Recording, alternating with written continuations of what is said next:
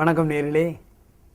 கொள்கை பிடிப்பு உள்ளவர்கள் எந்த சூழ்நிலையிலும் மன தைரியத்துடன் செயல்பாட்டு வெற்றியாளராக மாறுவார்கள். வெற்றி என்று சொல்லுகின்ற நேரத்தில் நாம் ஜப்பானிய மக்களை நினைக்க வேண்டும்.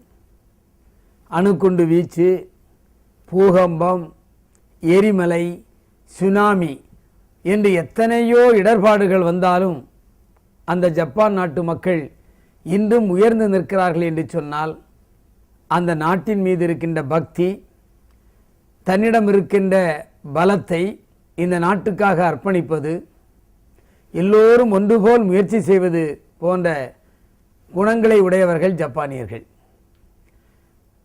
ஒரு நாள் உலகளாவிய ஒரு மாநாடு நடந்தது. அதிலே ஜப்பான் நாட்டுக்காரர்கள் கலந்து கொண்டார்கள், அமெரிக்க நாட்டு தொழிலதிபர்கள் கலந்து கொண்டார்கள், ஐரோப்பிய மக்களும் அங்கே கலந்து கொண்டார்கள். அப்பொழுது ஒரு பத்திரிகையாளர் கேட்டார், ஒரு பெரிய திட்டம், அந்த திட்டத்தில் ஈடுபட்டு கடுமையாக உழைத்தால் மிக அதிகமாக லாபம் கிடைக்கும், அதே நேரத்தில் சரியாக செய்யாமல் இருந்தால் நஷ்டம் ஏற்பட்டால் மிகவும் மோசமான நிலையை சந்திக்க வேண்டியது வரும். இதில் யார் அந்த தொழிலை, அந்த திட்டத்தை நடைமுறைப்படுத்த முடியும் என்று அந்த நிருபர் கேட்டார். அமெரிக்கர்களோ பெரிய நஷ்டத்தை எங்களால் சந்திக்க முடியாது, எனவே நாங்கள் அந்த திட்டத்தில் கலந்து கொள்ள முடியாது என்று சொன்னார்கள். ஐரோப்பிய நாட்டு மக்களும் தொழிலதிபர்களும் அப்படியே சொல்லிவிட்டார்கள்.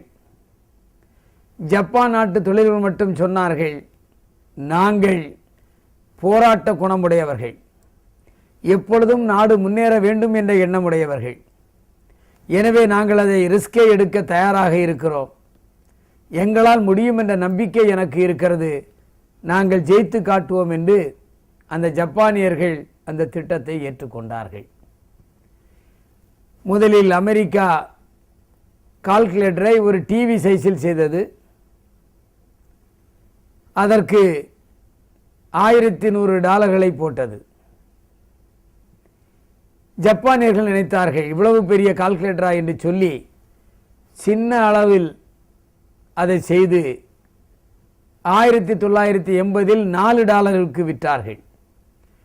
1960 அமெரிக்கா $1100 விற்றதை 1980 $4 விற்றார்கள். அதிக தயாரிப்புகளை, தரமானதை தயாரித்து உலகம் முழுதும் தன் வியாபாரத்தை பெருக்கினார்கள். அதுதான் ஜப்பானியர்களின் நிலை. எதையும் கவனமாக செய்வது, உறுதியாக செய்வது.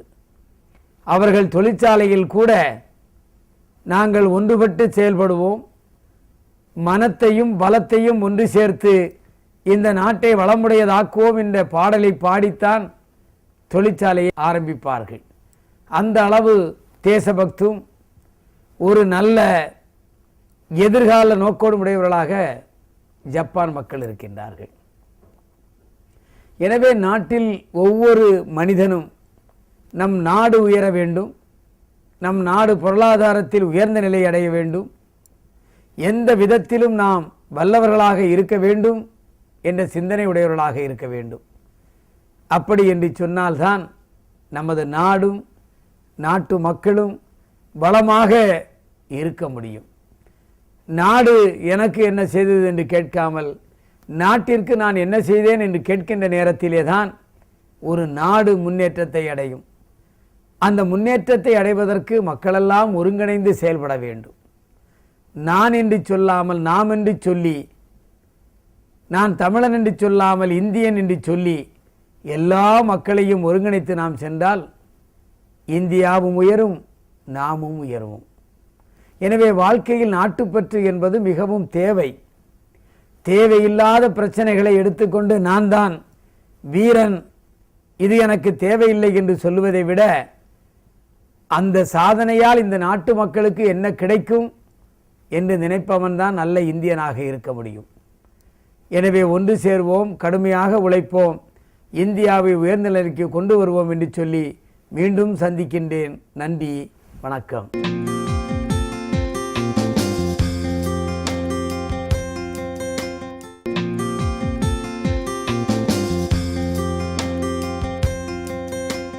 வணக்கம் நேயர்களே. சிந்தனையும் செயல்பாடும் நேர்மையாக இருந்தால் என்றுமே பெருமையுடையவராக தான் நாம் மாறுவோம். வாழ்க்கையே அதுதான். நமது சிந்தனையும் செயல்பாடும் நேர்மையாக இருக்க வேண்டும். தவறு என்பது